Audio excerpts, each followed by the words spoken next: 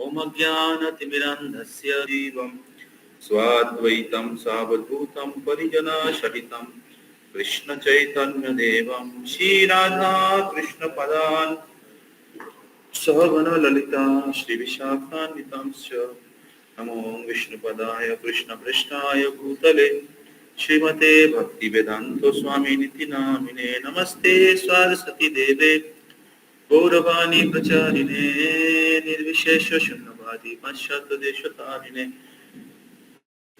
वंशाकल्पतरुभ्यश्च कृपा सिन्धुभ्येव च पतितानां पावनेभ्यो वैष्णवेभ्यो नमो नमो नमो महावदन्नाय कृष्णप्रेम प्रदायते कृष्णाय कृष्णचैतन्य नाम्ने गौरतिशे नमो हे कृष्ण करुणा सिन्धु दीनबन्धु जगत्पते गोपेशो गोपिका कान्त राधा कान्त नमस्तुते तप्त काञ्चन गौराङ्गी श्रीराधे वृन्दावनेश्वरी वृषभानुसुते देवी प्रणमामि हरिप्रिये नीलाचल निवासाय नित्याय परमात्मने बलभद्र सुभद्राभ्यां जगन्नाथाय ते नमः।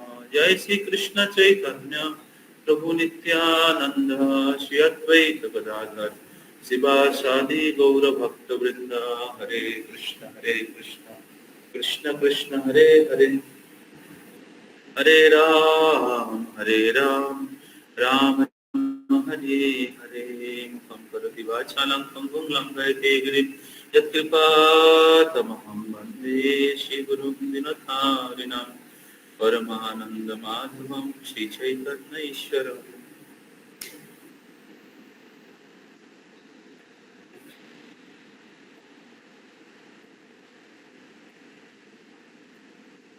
हरे कृष्णा। तो सभी भक्तों को राधा अष्टमी लेक्चर सीरीज में हम लोग स्वागत करते हैं।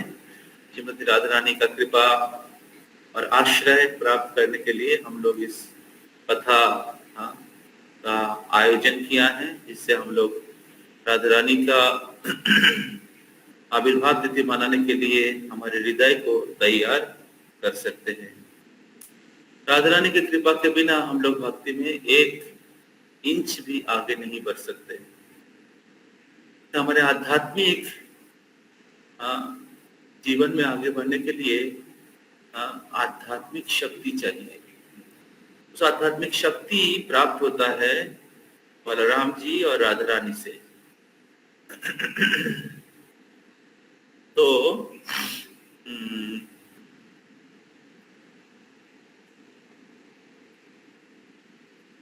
ब्रह्म संहिता में एक श्लोक है,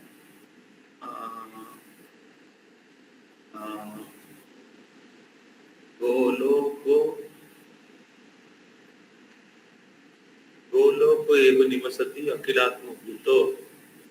हम श्लोक निकाल सकते हैं, गोलोको एव निवसति अखिलात्म भूतो।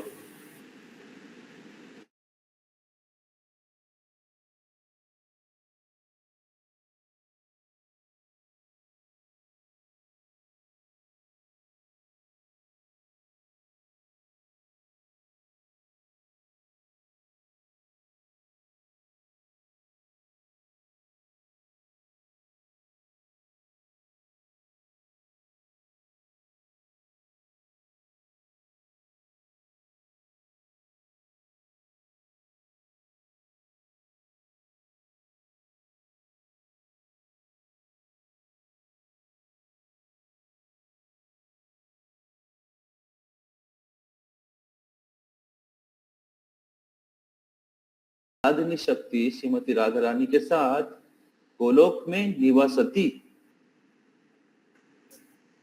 गोलोक निवसती अखिलात्म भूत।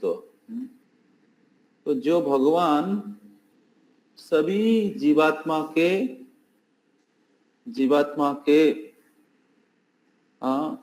स्वामी हैं, आनंद चिन्मय रस प्रतिभावितावी स्थावीर्ज एव निज रूप तया कलाभि गोलोक एव निवसति अखिलात्म भूत गोविंदमादि पुरुषम तमहम भजामि।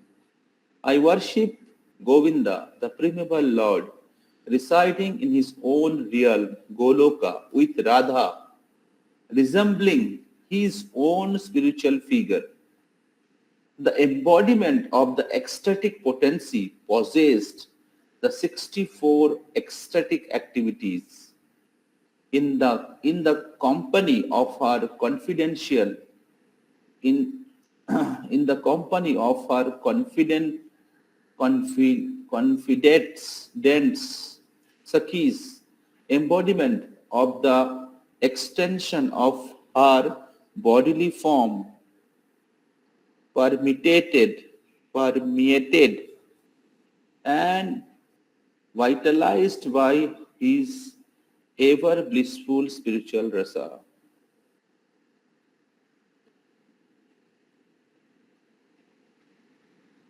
तो आनंद चिन्मय रस प्रतिभावि स्थावित,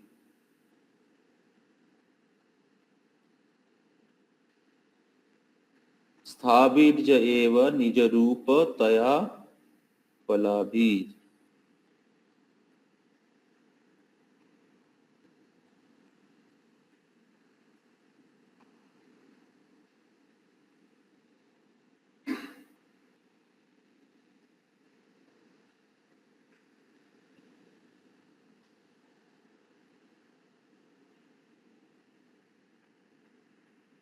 तो ब्रह्म संहिता में ब्रह्मा जी इस प्रकार कह रहे हैं कि मैं गोविंद का भजना करता हूँ जो आदि पुरुष है, परम पुरुष है, और जो आपने धाम गोलोक वृंदावन में उनके जो अंतरंग शक्ति है, आनंददायिनी शक्ति जो है, तया कला भी आनंद चिन्मय रस प्रतिभाविताविर स्थापित जैव निज रूप तया कला भी, उनके नित्य रूप में, उनका जो शाश्वत रूप है, उस रूप में उनके जो कला या शक्ति है उनके साथ निवास करते हैं। तो जो सभी जीवात्माओं के मतलब आत्मा है, आत्मा स्वरूप है। तो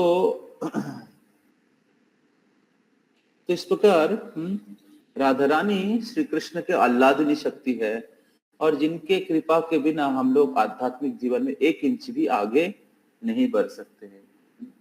तो हमारे आध्यात्मिक जीवन का जो प्रगति है पूर्ण रूप से राधा रानी की कृपा के ऊपर, या राधा रानी के प्रतिनिधि श्री गुरुदेव की कृपा के ऊपर निर्भरशील है। तो भगवान श्री कृष्ण की 3 शक्ति है। हम लोग थोड़ा जल्दी जाएंगे, कुछ लोगों का शायद सुन चुके हैं, लेकिन फिर से सुनेंगे तो कोई दिक्कत नहीं है, आपको और अच्छा लगेगा। तो भगवान श्री कृष्ण की 3 शक्ति है। तो संधिनी बलराम जी हैं, जिनको क्रीड़ा शक्ति भी कहते हैं। संबित वासुदेव, जिनका प्राकट्य हुआ था, वासुदेव कृष्ण, जो जिनका आविर्भाव हुआ था कंस के कारागार में, देवकी के पुत्र के रूप में। तो ओरिजिनल कृष्ण जो है नंद महाराज के पुत्र है, और उनका एक्सपेंशन है बलराम। बलराम जिससे प्रकट होता है चतुर्भुज, वासुदेव, संकर्षण, अनिरुद्ध, प्रद्युम्न। तो जिनका जो लोग रहते हैं मथुरा और द्वारका में, तो वहां पर जो वासुदेव कृष्ण, जो चतुर्भुज कृष्ण है, वो संबित शक्ति है, जो ज्ञान प्रकाश करते हैं, ज्ञान शक्ति। कृष्ण है इच्छा शक्ति, बलराम है क्रिया शक्ति। बलराम है क्रिया शक्ति और वासुदेव है ज्ञान शक्ति, और श्रीमती राधा रानी है लादिनी शक्ति, अर्थात आनंददायिनी शक्ति। भगवान श्री कृष्ण को आनंद प्रदान करती है। तो इस प्रकार भगवान श्री कृष्ण की 3 शक्ति है, संभित, संधिनी, लादिनी। इन 3 शक्ति में लादिनी शक्ति सबसे मुख्य है और सबसे विशेष महत्वपूर्ण है, क्योंकि वो भगवान श्री कृष्ण को आनंद प्रदान करती है। तो जीवात्मा, जीवात्मा तटस्थ शक्ति है। तभी जीवात्मा वो अगर कृष्ण के शरणागत रहते हैं तो वो राधा रानी के आश्रय प्राप्त करते हैं। और अगर कृष्ण की शरणागत नहीं रहते हैं, कृष्ण बहिर्मुख रहते हैं, तो वो दुर्गा देवी के अधीन हो जाता है। तो दुर्गा देवी बहिरंगा शक्ति और राधा रानी अंतरंगा शक्ति, लादिनी शक्ति। तो राधा रानी कृष्ण के भक्त को पोषण करती है और दुर्गा देवी जो कृष्ण बहिर्मुख जीव है उनको शासन करती है। कृष्ण बहिर्मुख जीव भगवांछा करे, पाछे ते माया तारे झापटिया धरे। कृष्ण भूली से जीव अनादि बहिर्मुख, अतएव माया तारे दय संसार दुख। तो माया दुख देती है, महामाया, और कृष्ण से दूर लेके जाती है। और जोग माया राधा रानी कृष्ण के निकट लाते हैं। समझ में आ रहा है? तो इसलिए हम लोग राधा कृष्ण की उपासना करते हैं, क्योंकि राधा रानी हमें कृष्ण के निकट लाती है। तो दूसरे शब्दों में जो महामाया जो है कृष्ण के शक्ति है, कृष्ण के निर्देश के अनुसार जो कृष्ण बहिर्मुख हैं उनको पिटाई करती है। हरे कृष्ण।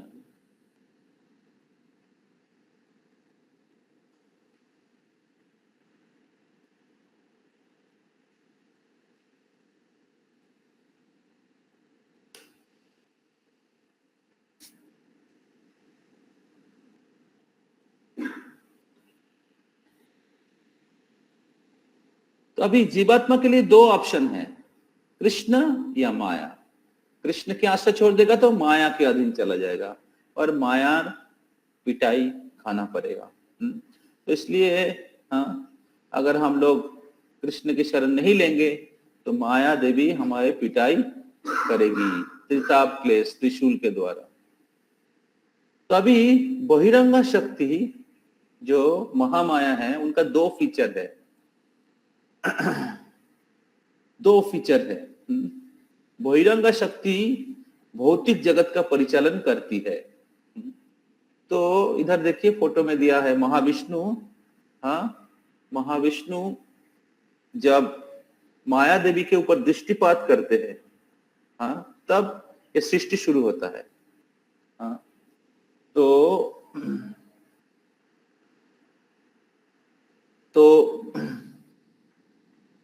भगवान के इच्छा से माया देवी ये भौतिक जगत रूपी कारागार सृष्टि किया है। तो माया देवी का या बहिरंगा प्रकृति का दो फीचर है, एक है गुण, दूसरा है काल।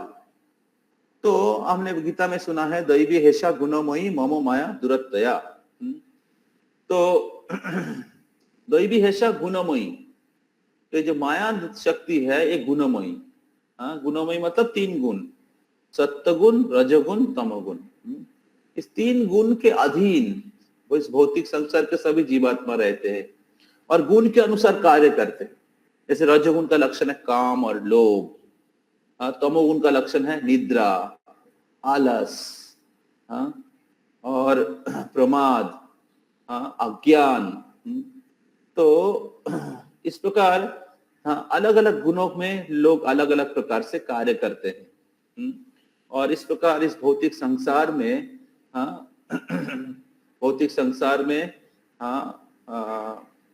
जन्म मृत्यु के चक्र में भटकते रहते हैं। तो और दूसरा है काल। काल मतलब समय। तो इस दुनिया में हर चीज समय के द्वारा नियंत्रित है। हर व्यक्ति समय के अधीन है। समय के अनुसार काम करने में बाध्य होता है। हाँ, तो समय का तीन कैटेगरी है, अतीत, वर्तमान, भविष्य।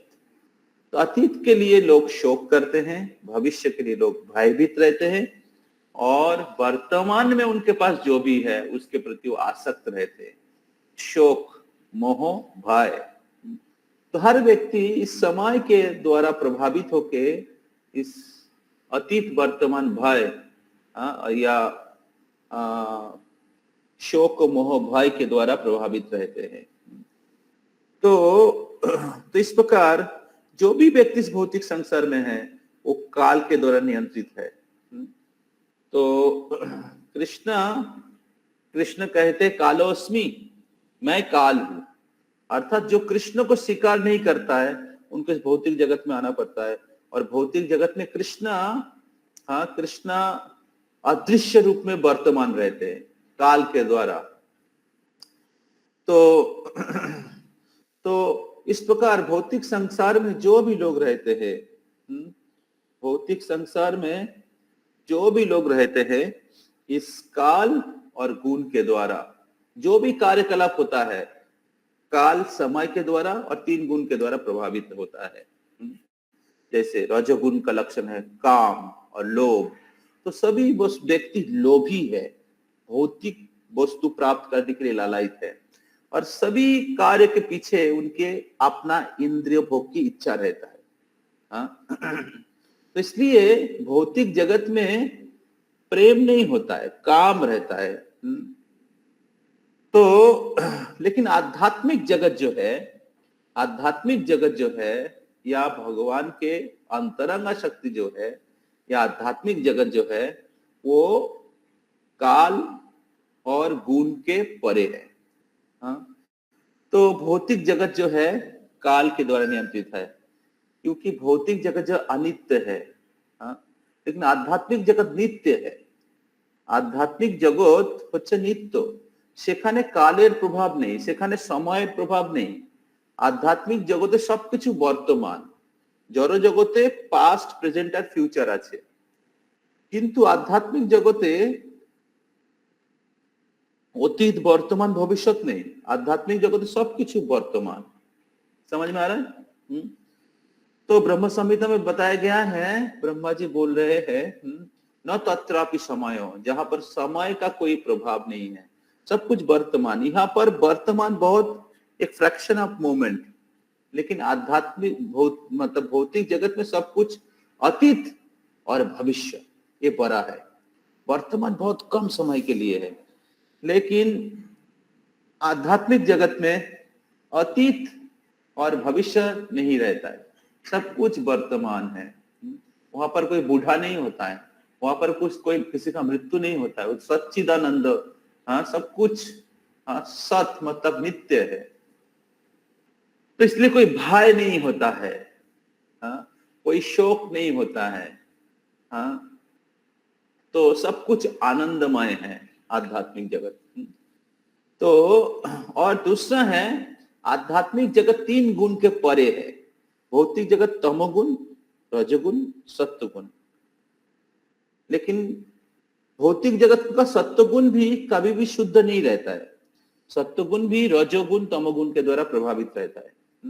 सत्वगुण का प्राधान्य ज्यादा होता है, जैसे देवता लोग सत्वगुण में है, लेकिन उनके हृदय में भी काम वासना होता है, क्योंकि रजो तमोगुण का प्रभाव भी है। समझ में आ रहा है?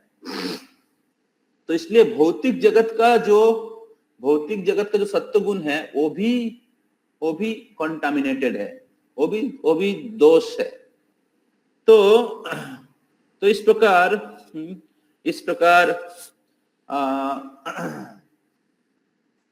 जो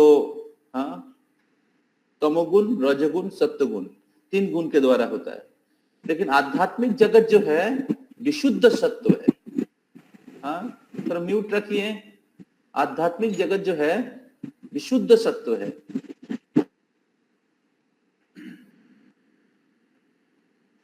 आध्यात्मिक जगत जो है विशुद्ध सत्य है। तो वहां पर ये जो रजोगुण का काम और रजोगुण का लोभ, निद्रा, आलस, प्रमाद, या सत्व गुण जो है, सत्व गुण में भी सुख, एक भौतिक सुख का प्रभाव, ये सब नहीं रहता है। तो तो इसलिए आध्यात्मिक जगत का जो कार्यकलाप है वो काम के द्वारा, लोभ के द्वारा, अज्ञान के द्वारा, निद्रा के द्वारा, इसके द्वारा प्रभावित नहीं रहता है। तो इसलिए आध्यात्मिक जगत के सभी कार्यकलाप, सभी व्यक्ति, सभी कार्य जो है ये गुण के परे है और काल के परे है। कृष्ण है मायाधीश। माया 3 गुण से सबको नियंत्रित करती है। माया 3 गुणের দ্বারা সবাইকে নিয়ন্ত্রণ করে, বুঝতে পারছেন? কিন্তু আধ্যাত্মিক জগৎ তো 3 গুণের পরে, আর ভগবান হচ্ছেন মায়া দেবীর স্বামী। মায়া কৃষ্ণকে নিয়ন্ত্রণ করতে পারে না, कृष्ण माया के नियंत्रण करे। समझ में आ रहा है? कृष्ण माया को नियंत्रण करते हैं, माया कृष्ण को नियंत्रण नहीं कर सकता। तो इसलिए कृष्ण के ऊपर गुणों का प्रभाव नहीं रहता है, या कृष्ण आध्यात्मिक जगत के कोई भी व्यक्ति के ऊपर ये 3 गुण का प्रभाव नहीं रहता है। इसलिए आध्यात्मिक जगत के सभी कार्यकलाप, सभी लीला, काम और लोभ, ये रजोगुण, तमोगुण या काल के प्रभाव से मुक्त है। ये हमें समझना पड़ेगा। भौतिक जगत में लोग सोचते कि राधा कृष्ण का जो संबंध है काम के द्वारा प्रभावित है, या आध्यात्मिक जगत के जो कार्यकलाप जो हम लोग सोचते हैं कि काम, लोभ, हमारे हृदय में जितने भी अनर्थ है, हिंसा, देश, इसके द्वारा प्रभावित रहता है। लेकिन असल में आध्यात्मिक जगत का कोई भी व्यक्ति या कोई भी कार्यकलाप काम, लोभ या गुणों के द्वारा प्रभावित नहीं है। तो वो प्रेम या शुद्ध सेवा की भावना के ऊपर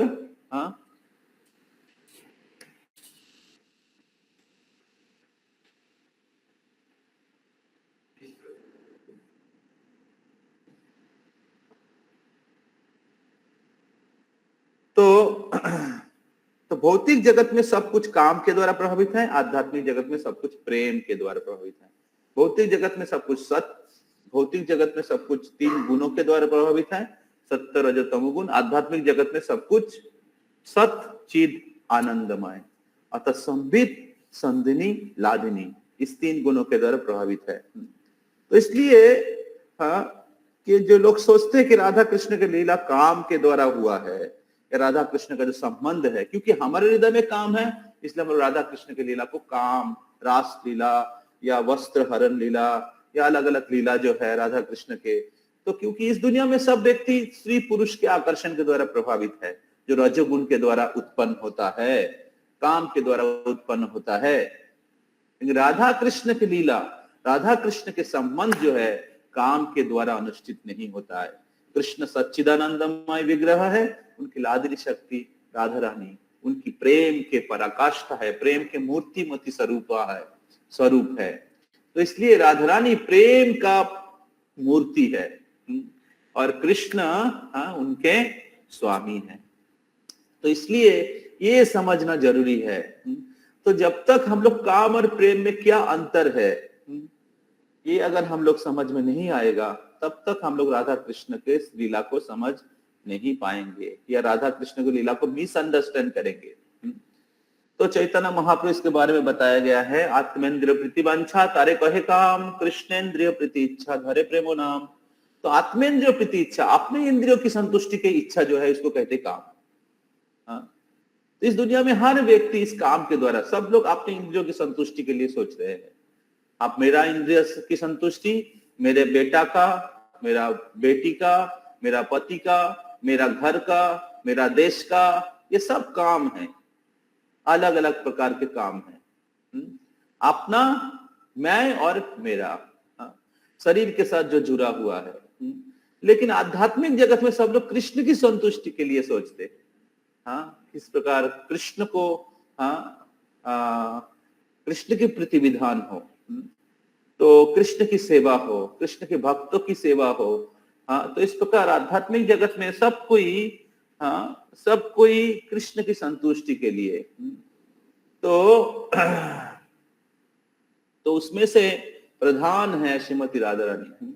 कृष्णमयी राधे अंतरे बाहिरे, जहां जहां नेत्र परे तहा कृष्ण स्फुरे। तो श्रीमती राधा रानी हमेशा बाहर और अंदर सर्वत्र कृष्ण का ही दर्शन करती है। कृष्णमयी राधे अंतरे बाहिरे, जहां जहां नेत्र परे तहां कृष्ण स्फुरे। सर्वत्र कृष्ण दर्शन करती है और हमेशा कृष्ण की संतुष्टि के लिए सब कुछ करती है। तो लादिनी शक्ति यही राधा रानी के तत्व है। जैसे जैसे पानी में अगर नींबू मिलाया जाता है तो वो पूरा पूरा पानी नींबू पानी हो जाता है। तो उसमें जो खट्टापन ही उसका स्वभाव होता है। उसी प्रकार राधा रानी का स्वरूप है। राधा रानी का स्वरूप है दामोदर रोती बरधन वेशे। जो हमेशा दामोदर या कृष्ण के आनंद विधान करने के लिए सब कुछ सोचते हैं और सब कुछ करते हैं।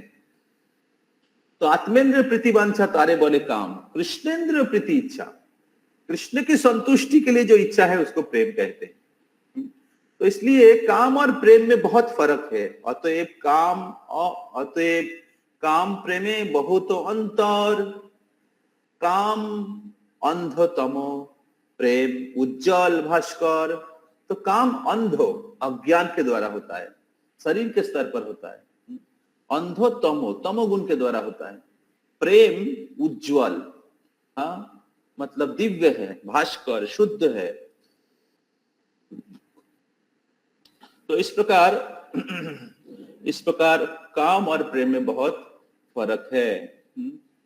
तो इसलिए हमें पहले सोचना समझना पड़ेगा काम और प्रेम में क्या फर्क है, और तब हमें राधा रानी के लीला या राधा कृष्ण की लीला और हमारे जीवन में इस भौतिक संसार में लोगों की जो चेतना है उसका संबंध है, स्त्री पुरुष का संबंध है, उसमें फर्क समझ में आएगा।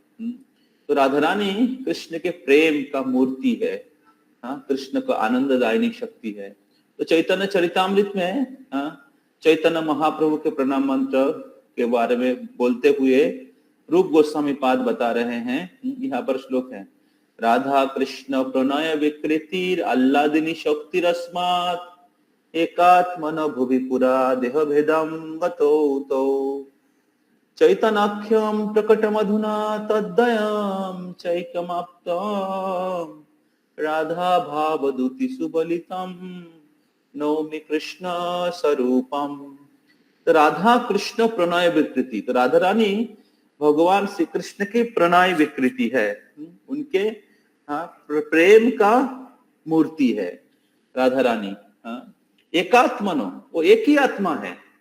भूवि पूरा देहो भेदम, पूरा काल से शाश्वत काल से देहो भेदम गतौ तो, वो दो शरीर में निवास, दो शरीर में प्रकट रहते हैं।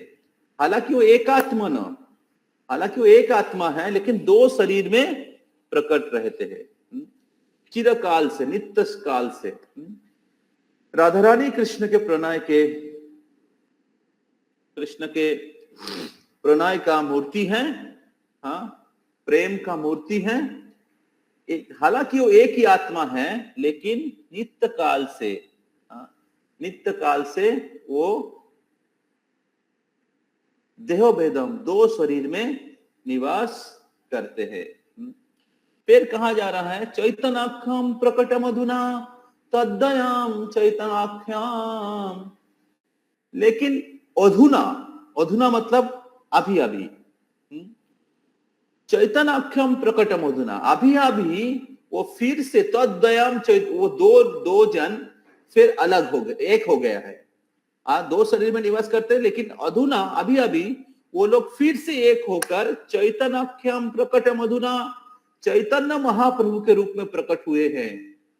राधा भाव दूती सुबलितम, राधा रानी के भाव और दूती मतलब रंग, सुबलितम लेकर कृष्ण नौमी कृष्ण स्वरूपम, स्वयं कृष्ण चैतन्य महाप्रभु के रूप में प्रकट हुए हैं। और मैं वो राधा रानी के भाव और रंग लेकर जो कृष्ण प्रकट हुए हैं, वो चैतन्य महाप्रभु को मैं प्रणाम करता हूं। तो इस प्रकार राधा कृष्ण एक होकर चैतन्य महाप्रभु के रूप में प्रकट हुए हैं। तो इसलिए चैतन्य महाप्रभु के कृपा से हम लोग राधा कृष्ण की कृपा प्राप्त कर सकते हैं, राधा कृष्ण की लीला को समझ सकते हैं। तो चैतन्य महाप्रभु हमें राधा कृष्ण की भक्ति या राधा कृष्ण को किस प्रकार प्राप्त करना चाहिए, कर सकते हैं, उसके बारे में हम सबको सिखाया है।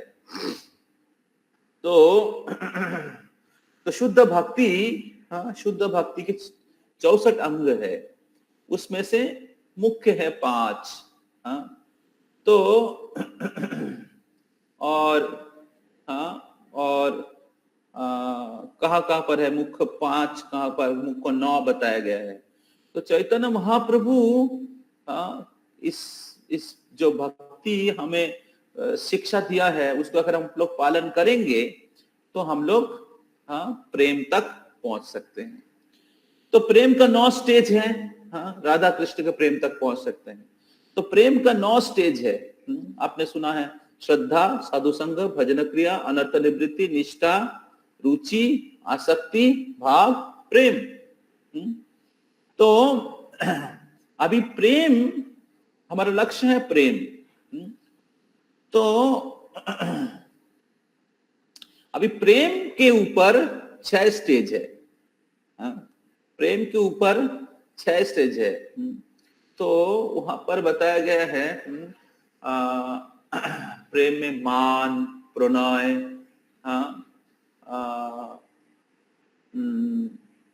ऐसे 6 स्टेज है। भाव, और अंतिम स्टेज है महाभाव। समझ में आ रहा है?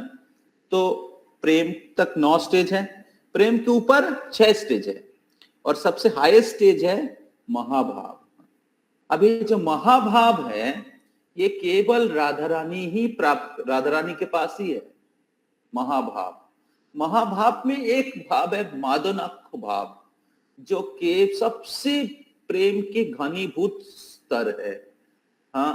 तो इसलिए कोई राधा रानी नहीं बन सकता, भक्ति करके कोई राधा रानी नहीं बन सकता, कोई माया जशोदा नहीं बन सकती है। तो राधा रानी कृष्ण के नित्य शक्ति है। राधा रानी के कृपा से ही हम लोग कृष्ण की सेवा कर सकते हैं।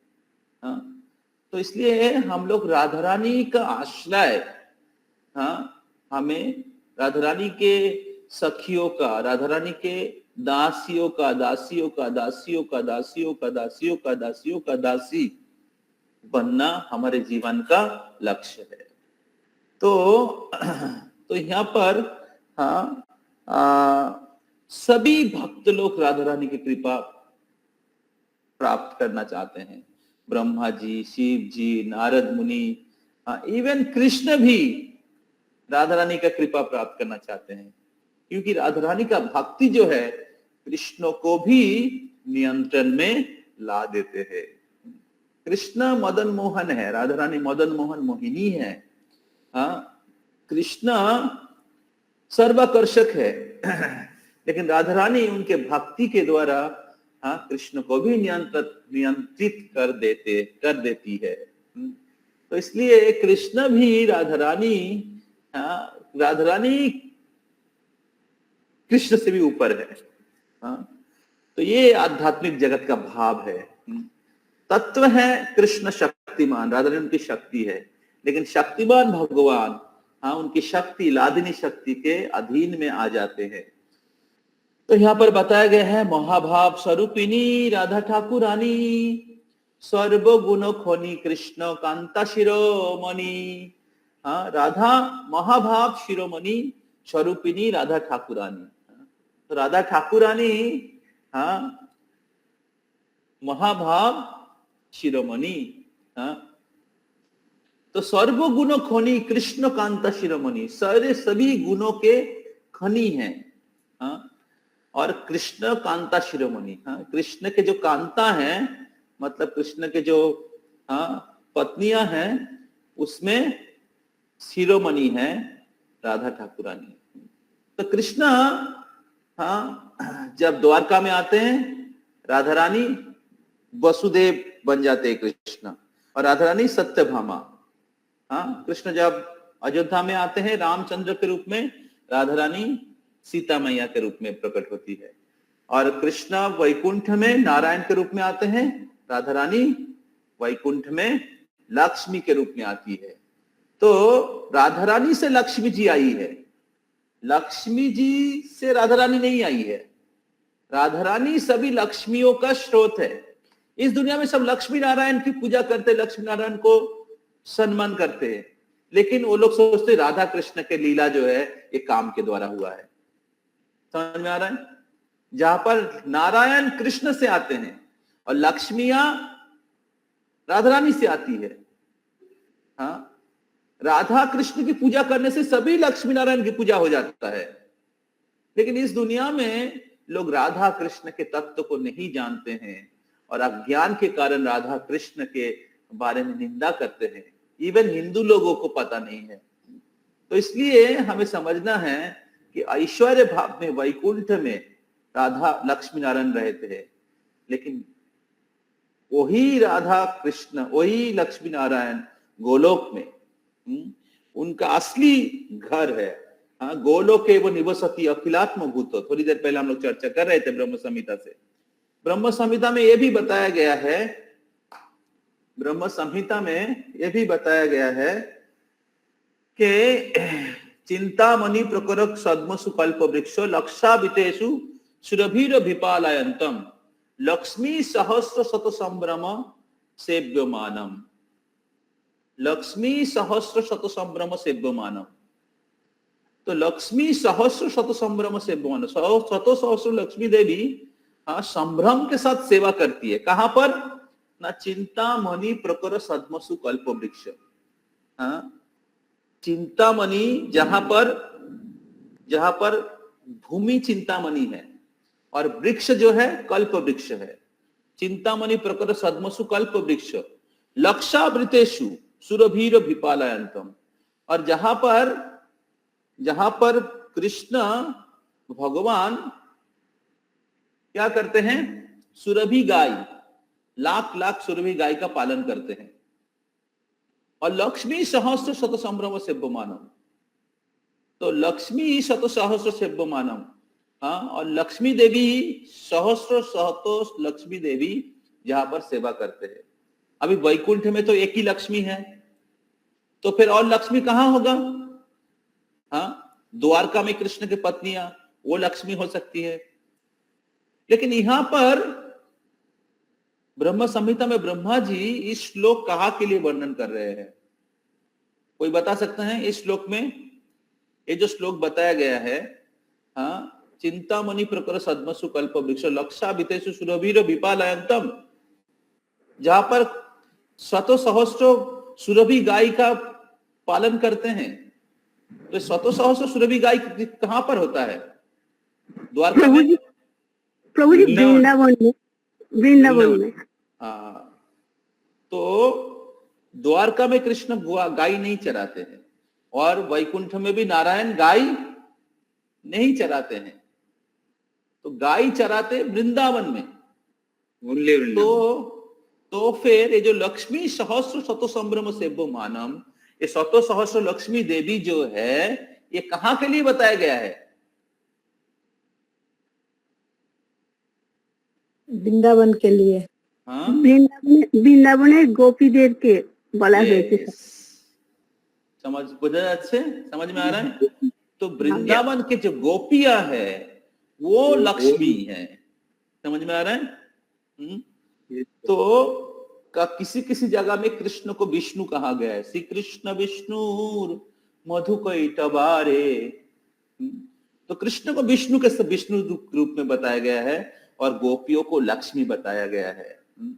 तो इस प्रकार ओरिजिनल नारायण है कृष्णा, ओरिजिनल लक्ष्मी है गोपिया। लेकिन इस दुनिया में साधारण व्यक्ति लक्ष्मी नारायण को रेस्पेक्ट करते हैं, पूजा करते हैं, लेकिन वो लोग राधा कृष्ण को रेस्पेक्ट करना या राधा कृष्ण को पूजा करना नहीं जानते हैं। तो राधा रानी सभी या गोप सभी लक्ष्मियों का स्रोत है और कृष्ण सभी नारायण या विष्णु का स्रोत है।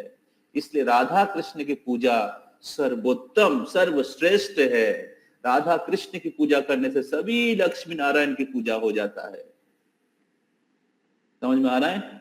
हाँ, तो राधा लक्ष्मी और नारायण ऐश्वर्य भाव में है, भगवत स्वरूप में है, लेकिन राधा और कृष्ण माधुर्य रूप में है, जहां पर कृष्ण उनके भक्तों के अधीन हो जाते हैं, प्रेम के वशीभूत हो जाते हैं, जहां पर प्रेम सबसे ज्यादा घना है।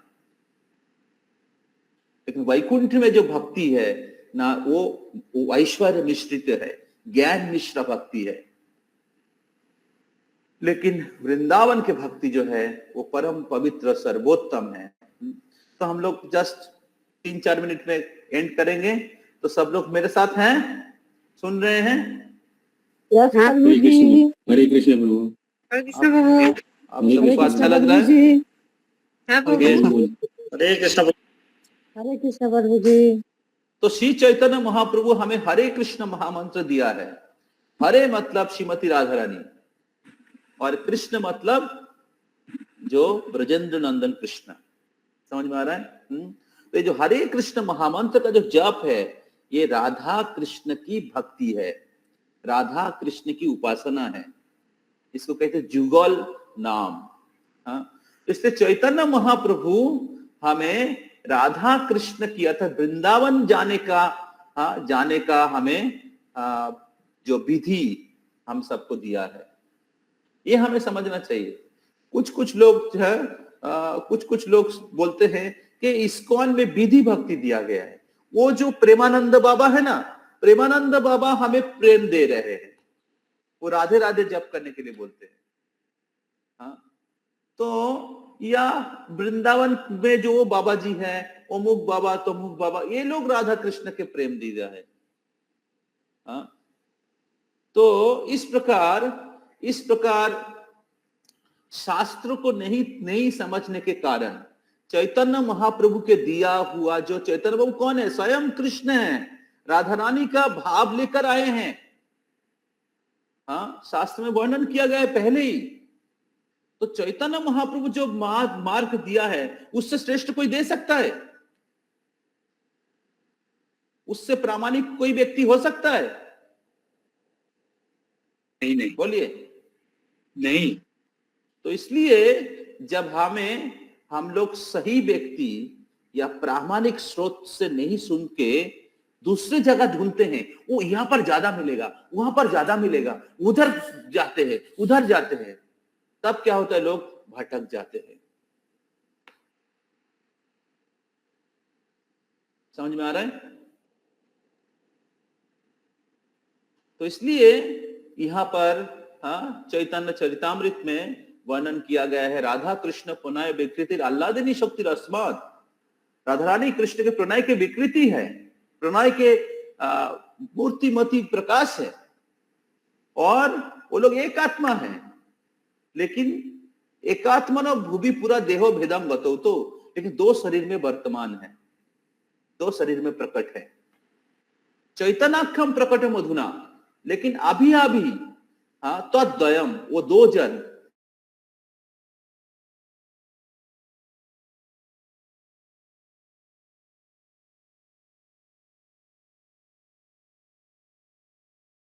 वो राधा रानी के जो तत्व है, हम सबको वर्णन किया है।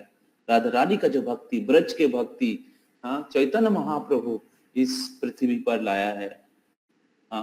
और हम सभी लोग जो इस्कॉन के भक्त लोग हैं, चैतन्य महाप्रभु का अनुयायी है। चैतन्य महाप्रभु यदि गौर ना होई तो तबे की होई तो क्या मने धरिताम दे, राधार महिमा प्रेम रस शिवा जगते जाना तो के। तो अगर चैतन्य महाप्रभु नहीं होता तो राधा रानी को कोई नहीं जान पाता, राधा रानी का भक्ति लोगों तक पहुंच नहीं पाता। और हम लोग चैतन्य महाप्रभु के अनुयायी है। तो चैतन्य महाप्रभु का अनुयायी जो है राधा रानी के भक्त है।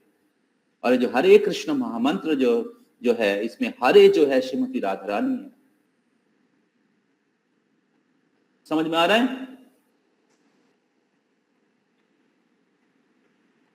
यस प्रभु जी। तो आजकल के जमाना में यूट्यूब में हम लोग इधर उधर बहुत जगह से सुनते हैं, हाँ। लेकिन जो प्रामाणिक वैष्णव और जो संप्रदाय है, हाँ, उधर से नहीं सुनते हैं। तो इस प्रकार चैतन्य महाप्रभु से प्रामाणिक और चैतन्य महाप्रभु का अनुयायी से प्रामाणिक कोई नहीं है। और यहाँ पर जो चैतन्य महाप्रभु और उनके अनुयायी लोग हमें शुद्ध भक्ति और प्रेम के बारे में हमें सिखा रहे हैं। तो राधा रानी जो है कृष्ण के अंतरंगा शक्ति है, कृष्ण के प्रेम के प्रकाश है, कृष्ण के सभी सर्वगुण खोनी कृष्ण कांता शिरोमणि। कृष्ण के कांता या उनके जो शक्ति है, पत्नियां हैं, उसमें शिरोमणि है। तो कृष्ण के कांता गण जो है 3 प्रकार है। लक्ष्मियां 3 प्रकार है। एक है वैकुंठ के लक्ष्मी नारायण के साथ, एक है द्वारका के महिषी गण, और तीसरा है ब्रज के गोपिया, जिसके बारे में हम लोग चर्चा कर रहे थे।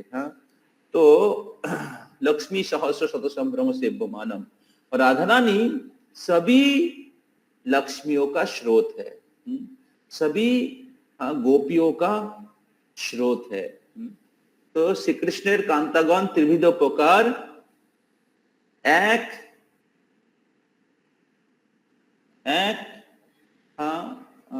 इस प्रकार वर्णन किया गया है। तो इस प्रकार राधा रानी सभी क्या कहते हैं, सभी लक्ष्मियों का स्रोत है। तो इसलिए अगर राधा रानी की कृपा प्राप्त हो जाए तो हमारी कृष्ण की कृपा प्राप्त हो जाएगा।